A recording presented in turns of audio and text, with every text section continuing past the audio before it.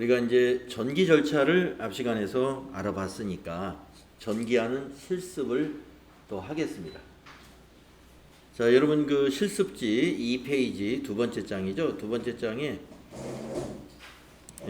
전기하도록 총계정 원장을 이렇게 T계정으로 그려놨어요.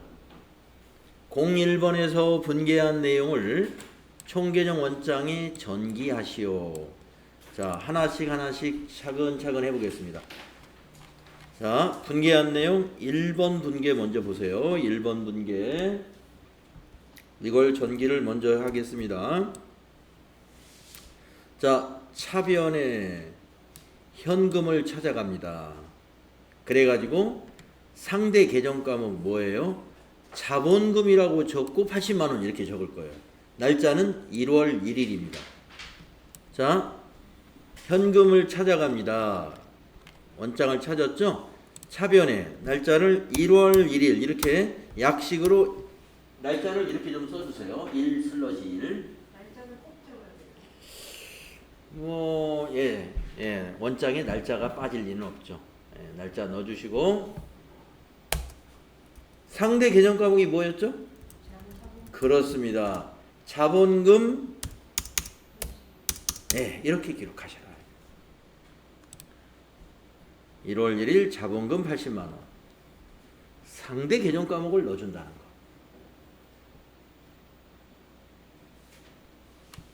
기록하셨죠? 그러면 이제 1번 전기는 1번 분계 전기는 지금 이것만 한 거예요. 이것만 한 거. 그러면 이제 이쪽 거 해야죠. 요거. 자본금을 찾아가야죠. 자본금의 대변을 찾아가서 상대 계정 과목 현금이라고 적고 여기는 80만 원 적는 거예요. 자본금을 찾아가 봅시다. 자본금 원장이 어디 있어요? 이게 원장입니다. 자, 대변이죠. 1월 1일 현금 80만 원. 이렇게 기록합니다. 이거. 그러면 이제 1번 분계의 전기가 차변과 대변이 다 끝난 겁니다. 다음 이제 2번 전기 합시다. 원리 알고 나면 별거 아니에요. 자, 2번. 분계가 이렇죠. 차변이 단기 대여금이잖아요. 단기 대여금의 차변을 찾아가 가지고 1월 2일 상대 계정 과목 현금이라고 적으면서 50만 원 적는 거예요. 자, 단기 대여금 장부를 찾아가서 차변을 찾아가서 1월 2일 상대 계정 과목인 현금이었죠? 현금 얼마죠? 현금 50만 원. 이렇게 기록을 합니다.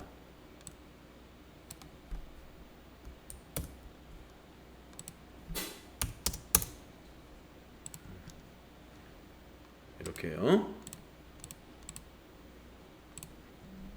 그러면 또 대변의 2번 분계의 대변은 현금입니다. 그래서 현금의 대변을 찾아가 가지고 1월 2일 단기 대여금 50만 원이라고 적는 거예요. 현금의 대변에다가 1월 2일 단기 대여금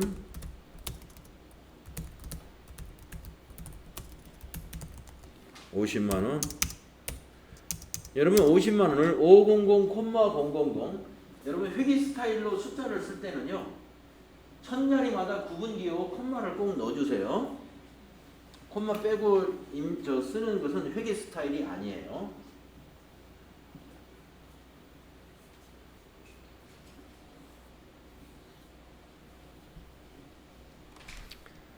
자, 그러면 2번 분계가 전기를 다 마쳤습니다. 2번 분계에 대한 전기 끝났고, 그 다음에 3번 분계의 전기를 해보겠습니다. 자, 차변부터 할까요?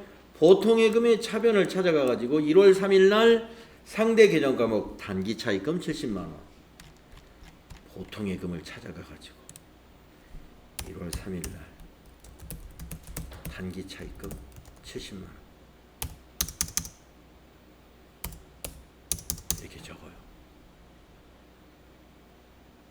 그 다음에 아직 한쪽 남았죠? 단기 차입금이죠. 단기 차입금을 찾아가 가지고 대변에다가 단기 차입금 대변이잖아요. 단기 차입금 대변에다가 보통예금이라고 하고 70만 원 적는 거예요. 1월 3일 날 단기 차입금 대변에다가 1월 3일 보통예금이라고 적고 70만 원 이렇게 하는 게 전기다. 지금 우리가 3개의 전기를 했는데요. 여러분 전기할 때 막 주변이 시끄럽고 누가 말 시키고 하면은 실수합니다. 예. 그래서 옛날에도 장부할 때 우리가 아침에 출근하면 캐비넷에서 장부를 쫙 책상 앞에 꺼내놓고 전표를 보고 이게 전기 작업을 하는 거예요.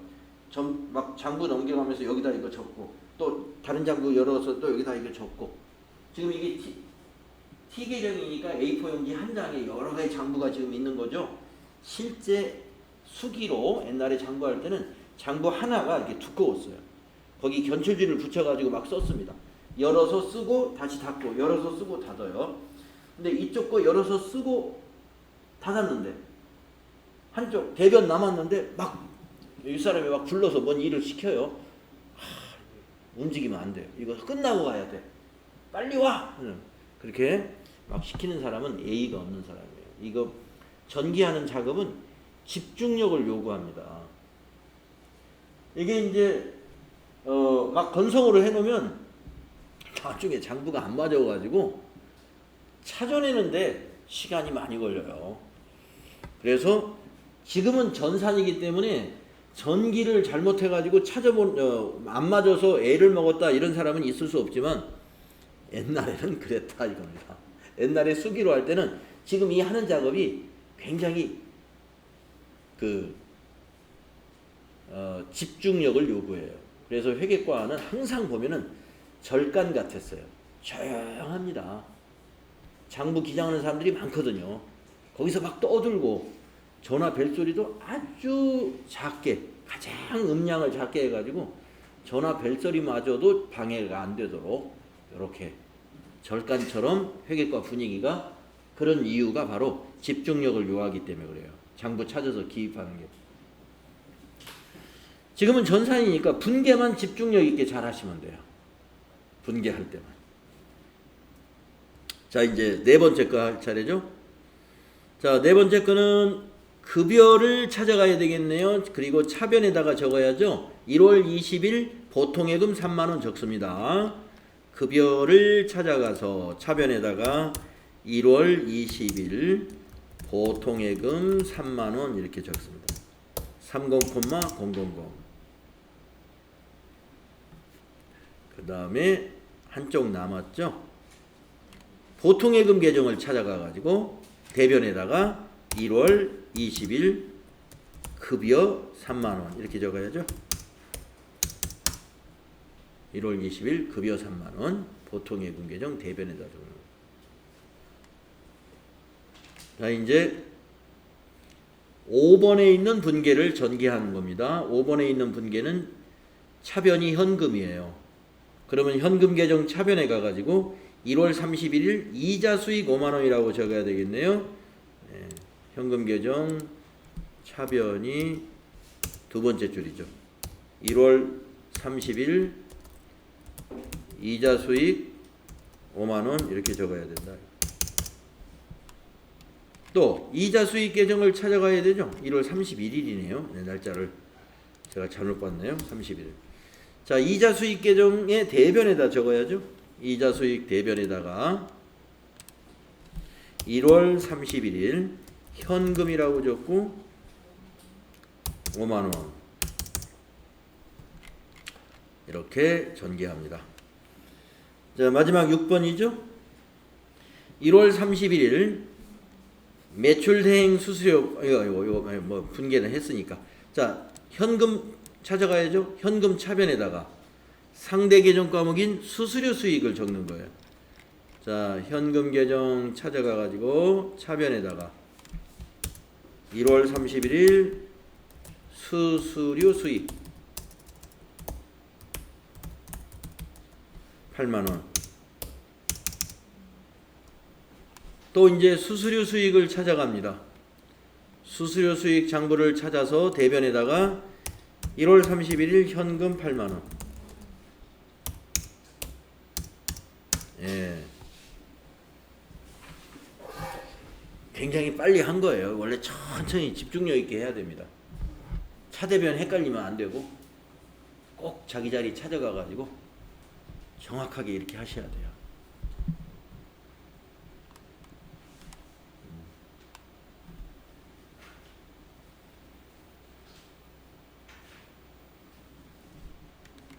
네네. 이거 꼭한 줄로 써야 돼요?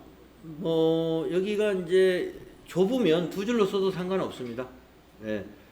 그러나 실제 우리가 장부는 실제 장부에 기록한다면 글씨를 좀 작게 해서라도 한 줄로, 그러나 내용이 많으면 두 줄로 쓸 수도 있어요. 예. 그러나 금액을 두 줄로 쓰진 않습니다. 돈은 80 줄 바꿔서 000 이렇게는 안 써요. 예, 금액은 한 줄로 써야 됩니다. 그러나 앞에 있는 내용들 두 줄로 써도 상관없겠습니다. 자, 이게 전기가 끝난 거예요. 네. 자, 그러면 지금 우리가 회계의 순환 과정을 어디까지 해냈느냐 하면은 회계상 거래를 인식하고 그 내용을 분계하고 분계한 것을 총계정 원장에다가 전기까지 했다 이거예요.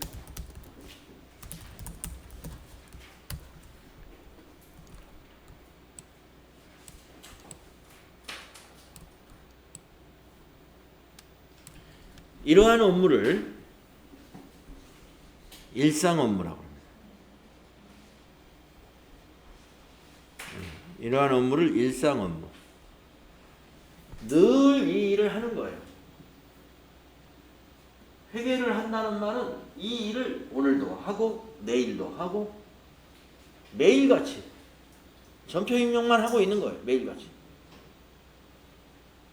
이걸 반복하는 겁니다. 자, 이렇게 쭉 하다가 6월달이 지나고 7월이 지나고 8월이 지나고 해서 겨울철 12월달이 되면은 12월 말일날 12월 31일을 기준으로 장부를 마감해야 됩니다. 그걸 우리가 결산을 한다고 해요. 결산. 회계년도 1월 1일부터 회계년도 말인 12월 31일까지는 이제 재무상태표와 손익계산서를 만드는 작업을 해야 되거든요. 그래서 결산 업무를 알아야 돼요. 이거는 1월부터 12월까지 매일매일 일상적으로 하는 업무. 회계상 거래 인식하고 분계하고 전개하고. 그래서 다음 작업은 결산 작업을 한다. 이거는 언제 하느냐? 12월 31일. 12월 31일 하루에 다 하는 거 아니에요. 하루에 다 할 수가 없어요. 다만 기준을 12월 31일 기준으로 장부를 딱 정리를 하는 거예요. 그러니까 미리 준비해야 합니다. 미리 12월 달에 벌써 되면은 결산할 준비를 미리 우리 뭐뭐 결산해야 될까 하고 미리미리 준비는 해놔요. 그리고 12월 31일까지 사업을 다 해야 되니까 다 하고 나서 1월 달에 결산해요. 1월 달에. 이제 1월 달에 결산 때문에 일이 더 많아지는 거예요. 이제 작년 말 것까지를.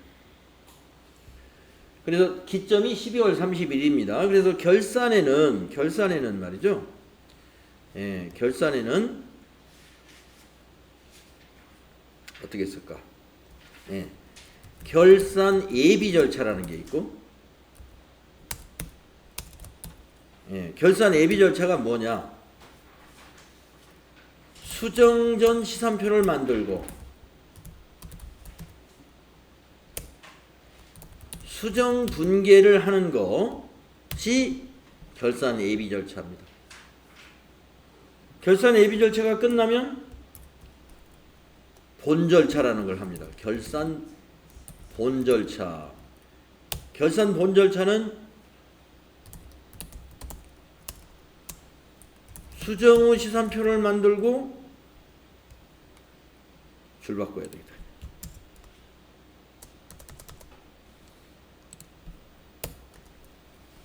장부를 마감하고 재무제표, 이제 재무제표 보고서를 작성하면 결산 끝. 이러한 작업을 12월과 1월에 걸쳐서 합니다.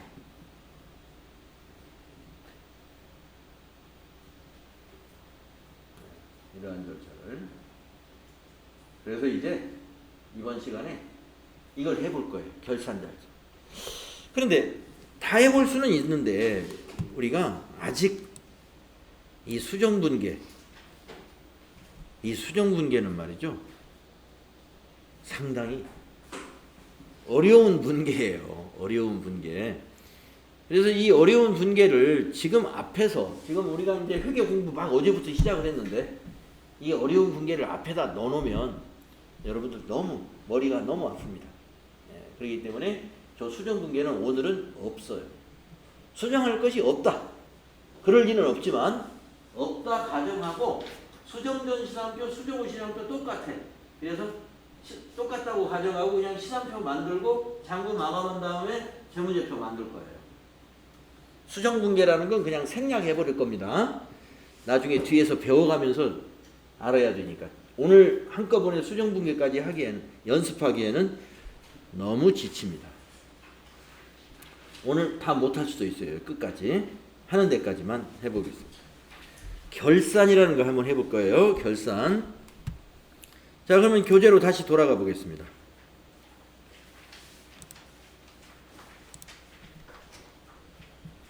결산이란 무엇인가?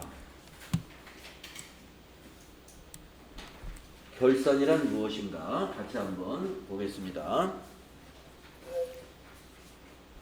기업은 경영활동에서 발생한 거래를 분계장에 분계하고 총계정 원장에 전기하는 행위를 기중에 반복하는데, 보고기간 말에는, 이 보고기간 말이 12월 31일을 가리키는 말이에요. 보고기간 말에는 기중에 기록된 내용을 토대로 기업의 재무상태와 경영성과를 파악하여야 한다. 이와 같이 일정 시점에 자산부채 자본의 재무상태를 파악하고, 여기서부터가 이제 결산의 의미를 설명하는 겁니다. 결산이란 일정 시점에 자산부채 자본의 재무상태를 파악하고 일정 기간에 동안에 발생한 수익과 비용을 통해 경영성과를 파악하는 절차, 이게 결산이에요. 그래서 앞에 파란 줄로 파란 선을 그어서 밑줄을 그은 것은 재무상태표 작성하는 거예요. 이 재무상태표. 이걸 설명한 거예요. 일정 기간 동안에 자산부채 자본의 재무상태를 파악한다. 이걸 만든다는 뜻이에요. 자산이 12월 말일자로 얼마지? 부채는 얼마 있지? 자본은 얼마 있는 거지? 이거를 결산일 기준으로 12월 31일 기준으로 작성하는 게 재무상태표. 그 다음에 일정 기간 동안에 발생한 수익과 비용을 뽑아내요. 그러니까 손익계산서는 1월 1일부터 12월 31일 거 합계를 적는 거예요. 1월 1일부터 12월 31일. 재무상태표는 합계가 아니에요. 2020년 12월 31일 현재라고 돼요. 현재 결산일 현재의 현금이 얼마냐, 이걸 따지는 거지. 1월 1일부터 12월 31일까지 현금이 얼마 들어왔지? 그게 아니에요. 잔액만 쓰는 거예요. 12월 31일 날 현재 얼마였어? 얼마다? 근데 이거는 수익과 비용은 어때요? 1월 1일부터 12월 31일까지 매출액이 다 더하는 거예요. 매출액 다 더하는 거예요. 말일날 현재 하루 것만 표시하는 게 아니라 365일 거 다. 그래서 기간이 1월 1일부터 12월 31일. 재무상태표는 몇 월 며칠 현재 이렇게 되어 있어요.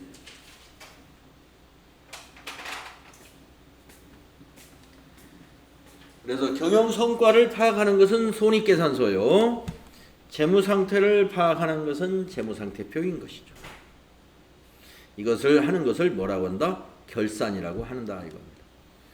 그래서 자산, 부채, 자본의 재무 상태는 재무 상태표에 표시하고 수익과 비용을 통한 경영 성과는 손익계산서에 표시되므로 결산 절차는 기중에 기록된 내용을 토대로 재무 상태표와 손익계산서라는 재무제표를 작성하는 과정이다. 결과적으로 이걸 만드는 과정이 결산이다 이런 얘기입니다. 네, 결산의 뜻을 이해하셨죠? 자, 그러면 이제 절차를 보자 이거예요. 절차는 먼저 예비 절차로서 수정전 시산표를 만든다. 수정전 시산표를 작성합니다. 왜 만드느냐? 한번 이제 설명을 볼까요? 기업의 경영활동에서 발생한 거래를 분계장이 분기한 후 총계정 원장에 전기하는데 기중 분계와 전기가 정확히 되었는지 조사하기 위하여 작성하는 표가 시산표다. 근데 아직 결산 수정을 안 했기 때문에 수정전 시산표 이렇게 부르는 거예요. 정확히 분계가 되고 전기가 되었다면 대차 평균의 원리에 의해 모든 계정의 차변과 대변의 합계는 반드시 일치할 것이다. 그래서 작성을 한번 해보면 아마 우리가 정확히 했기 때문에 반드시 일치할 겁니다.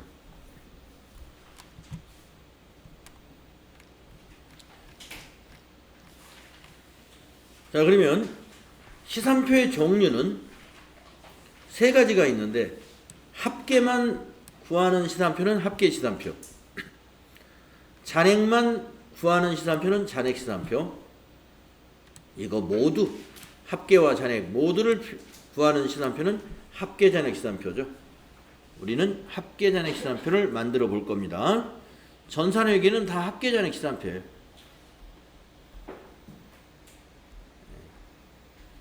시산표를 한번 보여드릴게요. 프로그램에서.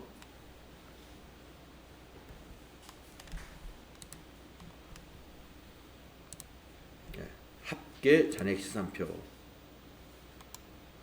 12월 31일로 보겠다. 날짜 집어넣으면 이렇게 생겼어요. 합계 잔액 시산표. 지금 아까 에러가 떴었어요.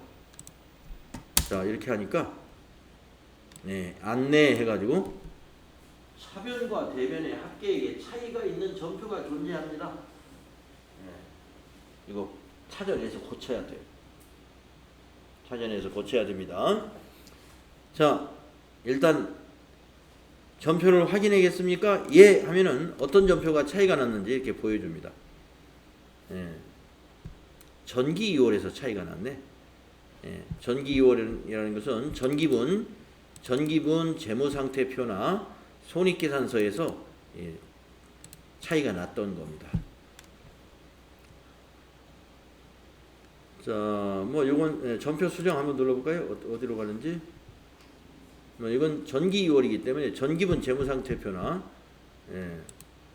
손익계산서에 가서 찾아봐야 돼요. 1,000만 원. 한번 가보면 전기분 재무상태표 가보니까 여기 1,000만 원 차이가 나 있네.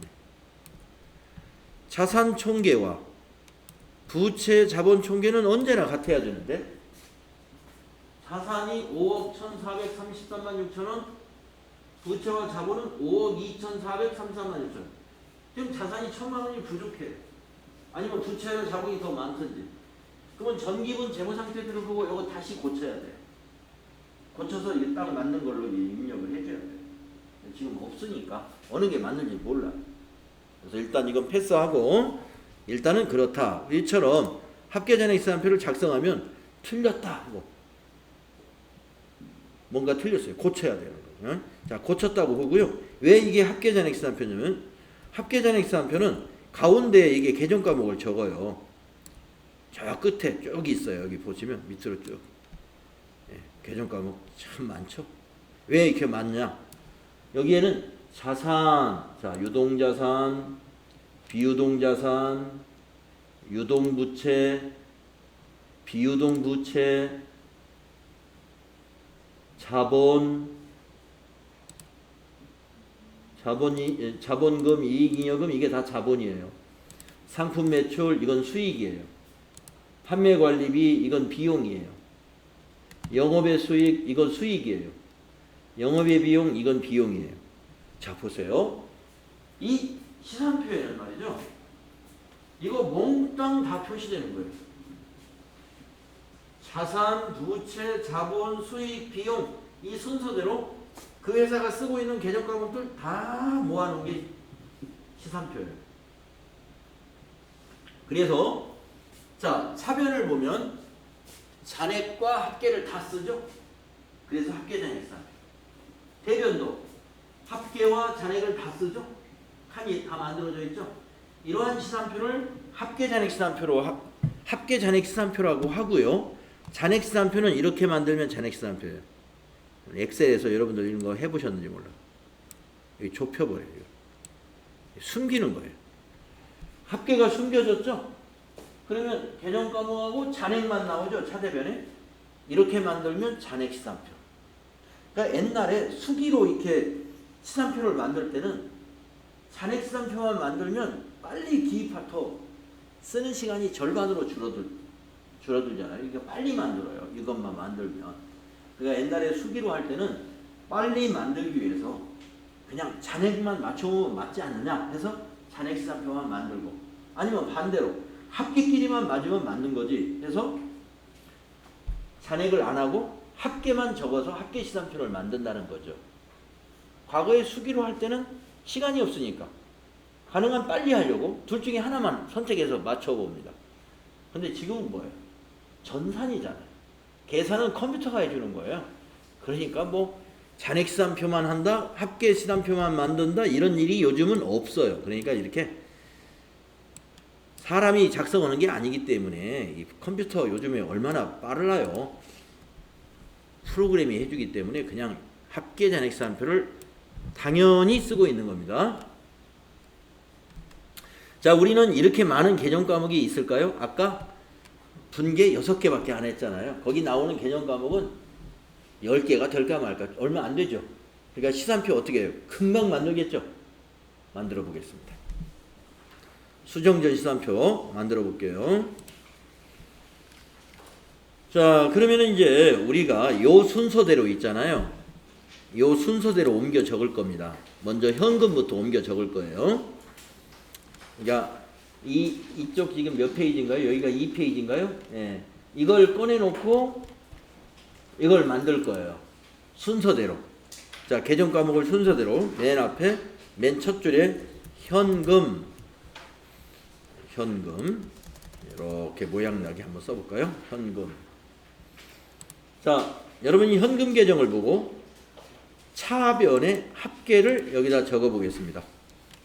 그러면 여러분이 현금 장부에 차변을 80만원, 5만원, 8만원 이걸 한번 다 더해보면 얼마 나와요?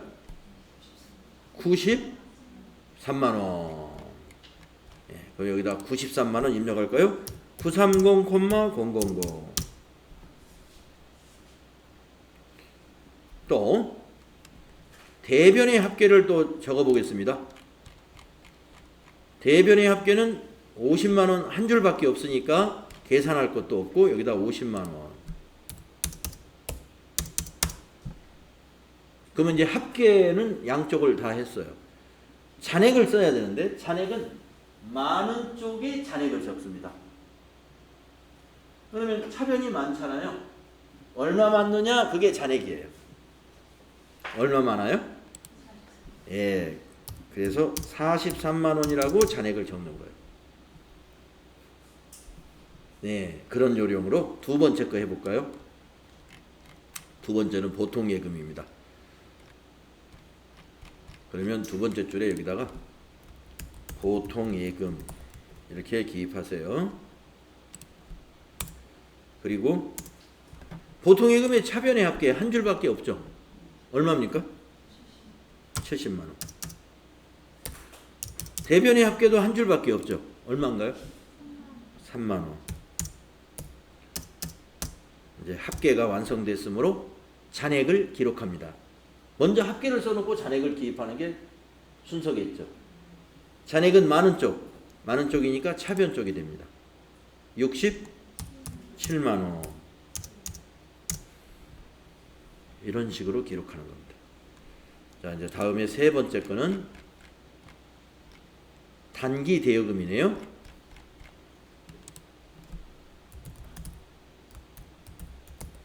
네, 단기 대여금이라고 개정 과목 쓰시고 차변밖에 없었죠. 얼마인가요? 예, 50만 원. 대변은 없습니다. 그러면 잔액은 예, 차변에 50만 원이 잔액인 거죠. 이렇게 기록하는 거예요.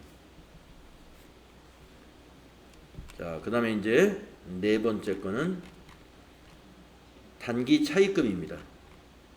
단기 차입금. 여기서부터는 이제 부채네요. 단기 차입금부터 부채네요. 자, 단기 차입금은 차변은 없었고 대변만 합계가 있었죠. 얼마인가요? 예, 70만 원. 차변 잔액이 없으므로, 차변 합계가 없으므로 대변만 잔액이 70만 원.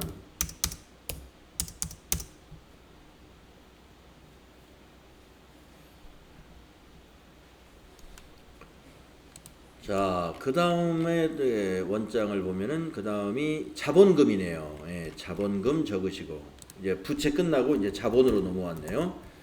자본금도 대변에만 합계가 있어요. 차변 합계는 없습니다. 얼마인가요? 예, 80만 원. 예, 80만 원.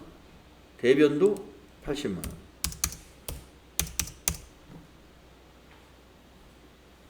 잔액이 80만 원.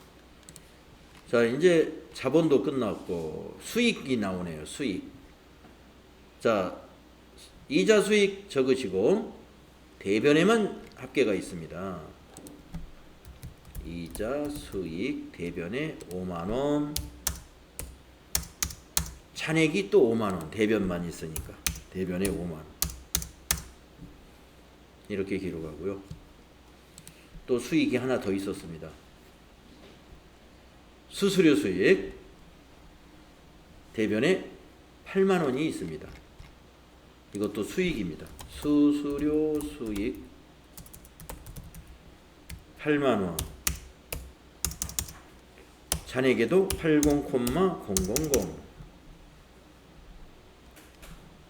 거의 끝나갑니다. 마지막 급여 차변에 3만 원.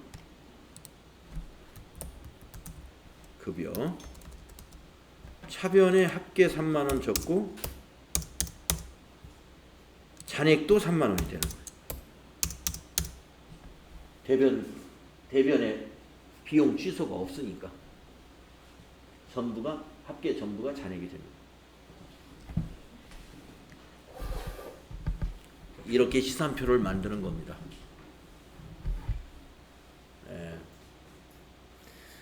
자, 시산표를 만드는 것은 결산 처리에서 시험에 나오는데 이걸 만드는 것이 나오는 게 아니라 이 만들어 놓은 걸 가지고 자, 여러분 NCS 능력 단위 평가할 때 결산 처리라는 시험 볼 거란 말이에요.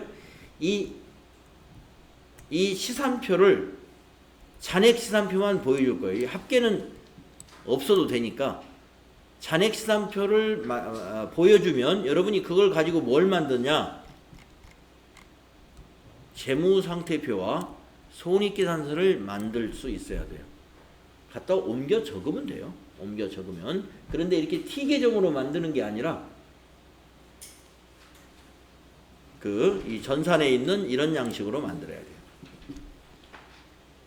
재무상태표는 이런 식으로. 예. 양식은 다 그려놨어요. 여러분이 칸만 잘 채우면 돼. 손익계산서는 이런 양식으로. 매출액, 매출원가, 판매관리비 이런 식으로 이것도 양식 다 만들어 놓으니까요. 여러분이 칸 채우기만 잘 하시면 됩니다. 자, 그러면 지금 우리 시산표 만드는 건 별거 아니죠. 원장을 다 옮겨줬는데 꼼꼼하게 잘 적으시면 돼요. 그러면 이제 검증을 해봐야 돼요. 어떻게 검증하느냐?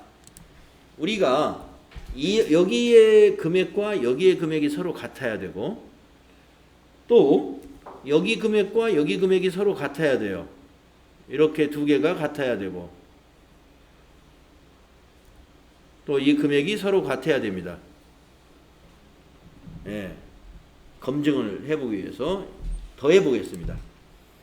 자, 여기 있는 걸 모두 더해 봅시다. 차변의 잔액을 계산기를 써도 좋아요. 네, 120 아니 100에다가 110 160 163만 원인가요? 아, 163만 원 기록하시고 자, 이제 그 옆에 있는 거 요거 차변의 합계를 구해 봅시다.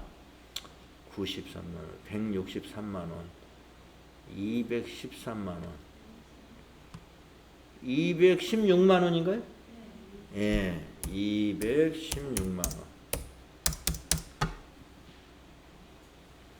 자, 이제 대변으로 넘어와서 이 합계를 모두 더해 보겠습니다. 53만 원, 123만 원, 203만 원, 208만 원, 216만 원.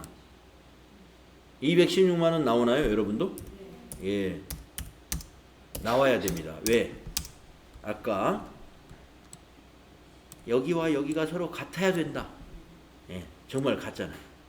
같지 않다면 우리가 분계나 전기 중에 뭐가 틀린 거예요. 그 다음에 이제 잔액을 전부 더해 보겠습니다. 70만 원, 80만 원, 150, 155만 원, 163만 원, 네. 1,630,000. 잔액의 합계도 차변과 대변이 서로 일치합니다. 네, 분계와 전기가 잘 되었다. 이렇게 검증을 했습니다. 이것이 시산표 작성의 목적이에요. 자, 그러면 시산표에 보면은요, 시산표에서 또 이론에서 나올 만한 게 시산표 등식이라는 게 있어요. 책으로 가보시면 시산표 등식. 근데 이게 관심 있게 안 봐두면은, 평소에 관심 있게 안 봐둔 사람은 이게 굉장히 왜 이렇지? 이상하다고 생각할 수가 있습니다. 자, 여러분의 시산표를 보시면 이 등식이 성립이 됩니다. 자, 우리 시산표에 지금 표시된 현금, 보통예금 이런 것이 자산이거든요. 그게 지금 자산인데 그 자산은 기말자산이에요. 지금 12월 31일 현재 현금이 그만큼 있다는 거예요. 지금 잔액난을 보고 판단하셔야 돼요.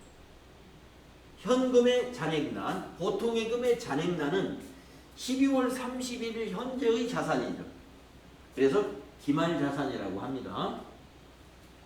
자, 그 다음에 여러분 시산표를 보면 자산 밑에 잔액난을 보면 비용에 급여 3만 원이 표시되어 있죠. 급여 3만 원. 그 급여 3만 원은 우리가 딱 한 건밖에 없어서 그 하나만 있었지만 그 의미는 1월 1일부터 12월 31일까지의 전체 급여예요. 그래서 총 비용이에요. 여기 있는 비용은 총 비용. 이거는 기말자산. 이해 가시죠? 기말자산과 총 비용이 시산표에 어디에 있어요? 왼쪽에 차변에 있는 거예요. 그래서 기말자산 더하기 총 비용은 이걸 같다. 뭐하고 같다? 자, 기말부채. 네. 여러분 여기 시산표 보시면 이제 잔액 쪽, 대변 잔액 쪽에 단기 차입금 70만 원 이게 기말부채예요. 부채는 기말부채입니다. 70만 원 은행에서 차입해가지고 1년 내에 아직 아직 하나도 안 갚았어요. 안 갚으니까 부채가 그대로 있는 거죠. 기말부채. 그 다음에 자본인데 여러분 거기 자본을 보면은 자본금 80만 원 이게 자본이네요. 자본금 80만 원. 그런데 왜? 자산은 기말자산, 부채도 기말부채라고 하면서 왜 자본은 기초라고 했겠느냐? 네? 그걸 이해하셔야 돼요. 왜 기초라고 했을까? 자본도 기말이라고 좀 하지. 왜 그랬을까요?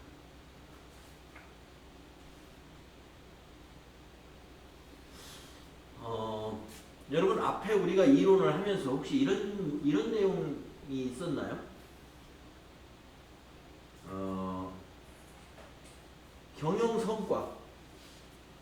경영성과가 경영을 해서 난 이익을 이익잉여금이라고 하거든요. 이익잉여금. 그래서 결산을 해봐야 경영에서 얼마가 이익이 났지 이게 나와요. 장부 마감해봐야 이 손익계산서를 이제 마감하면은 여기 수익이 총 수익이 있고 총 비용이 나오잖아요. 그러면 총 수익이 100만 원이고 총 비용이 70만 원이다. 그러면 순이익이 30만 원 떨어진 겁니다. 그 이익이 어디로 가냐면 자본으로 가요. 그게 이익잉여금이에요. 자본에 있는 이익잉여금. 영업을 해서 남은 이익이 있잖아요. 그 이익을 회사가 자본에다 넣는 거예요. 그래서 여러분 첫날 그 회계사 강의할 때 이익잉여금이 많은 회사 이렇게 표현해요. 사업을 해가지고 이익이 많이 나면 이익잉여금이 쌓여가지고 자본이 자꾸 불어나는 겁니다. 그런데 반대로 생각해 볼까요? 사업을 10년간 했는데 계속 비용이 많고 수익이 적어요. 그러면 비용이 100만 원인데 수익이 70만 원이 셈이죠. 그러면 매년 30만 원씩 단기 순손실이 발생합니다. 그렇게 하기를 반복하다 보면 자본이 줄고 자본이 하나도 없어져요. 단기 순손실이 발생하면 자본이 감소돼요. 이익이 발생하면 자본이 증가하게 됐습니다. 그래서 이익이 많이 나는 회사가 자본이 든든한 회사예요. 이익이 없어지면 한 번은 괜찮을지 몰라도 그것이 반복되면 자기 돈이 하나도 없는 자본 잠식 현상이 발생합니다.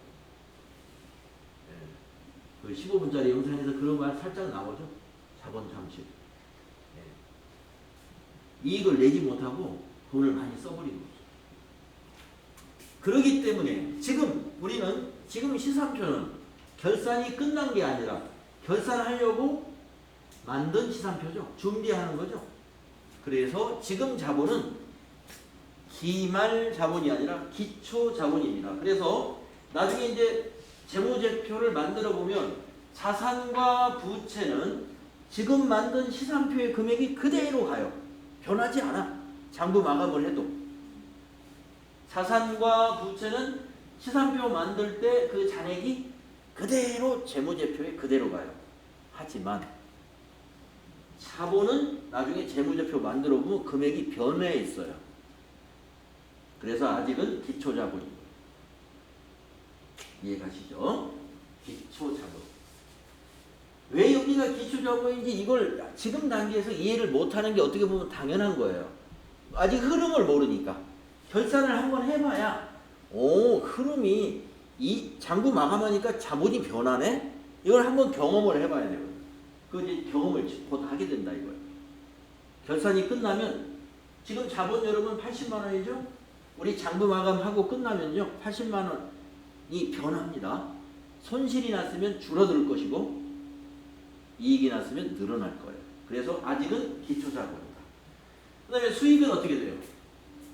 비용이 그랬듯이 수익은 지금 여러분 총수익이에요. 거기 지금 있는 이자 수익, 수수료 수익은 우리가 한 건밖에 없어서 그렇지 이게 1년치 다 모아놓은 거예요. 이게.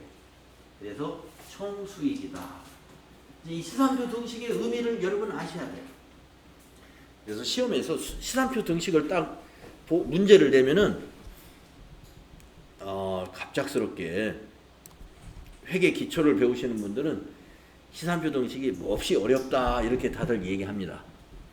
이해는 해요. 어렵다는 걸. 그런데 지금 제가 설명한 거 이해가 됐다면 이거 어렵지 않은 거죠.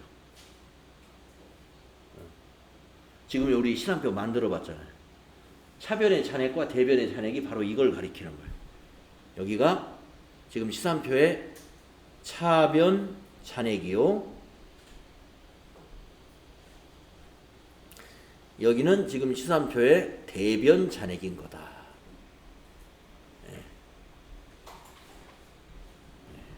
기억을 해주시고요. 우리가 시산표는 결산 때 만드는 거라면 일개표는 매일매일 만드는 시산표고요. 일개표는 월개표는 한 달에 한 번씩 만드는 시산표예요. 그래서 우리가 전산회계 프로그램에 가면은 일개표, 월개표도 있습니다. 여기 잠깐 보여드리고 오늘 수업 마치겠습니다. 자, 여기 일개표, 월개표라는 장부 제가 보여드릴게요. 자, 1월 1일부터 1월 10일까지 10일치만 만들어 본다. 어때요? 양식이 시산표하고 비슷하게 보이지 않나요? 가운데 개정 과목이 쫙 있고 차변, 대변. 그런데 시산표는 차변에 합계 잔액 이랬는데 일개표나 월개표는 현금 대체 이렇게 나눠져 있어요. 이걸 보는 방법은 나중에 우리가 실무할 때 제가 보는 방법을 알려드릴 겁니다. 그러니까 시산표처럼 쓰기는 하는데 양식이 시산표하고 똑같지는 않다. 이거 보는 방법이 있어요. 여기 현금이 뭐지? 대변의 현금은 뭐지? 이것을 우리가 일개표나 월개표를 통해서 월개표도 양식이 똑같아요. 6월 1일부터 6월 말까지 월개표 하면 이게 차변에 현금 대체 개, 대변에 현금 대체 개 이렇게 되어 있는데 일개표, 월개표 보는 법은 제가 나중에 실습할 때 설명드릴 거고요. 우리 교재에서 말한 대로 시산표하고 비슷한 성격의 것이 일개표, 월개표라는 것이 있다는 것까지 오늘 알아두시면 됩니다. 자, 결산에 우선 오늘 여기까지밖에 못했어요. 다음 시간에 이어서 다음 시간이 다음 달에 한 달 후에 봐야 되겠네요. 다음 달에 이어서 이제 여기서부터 할 겁니다. 네, 오늘 여러분 수고했습니다. 네.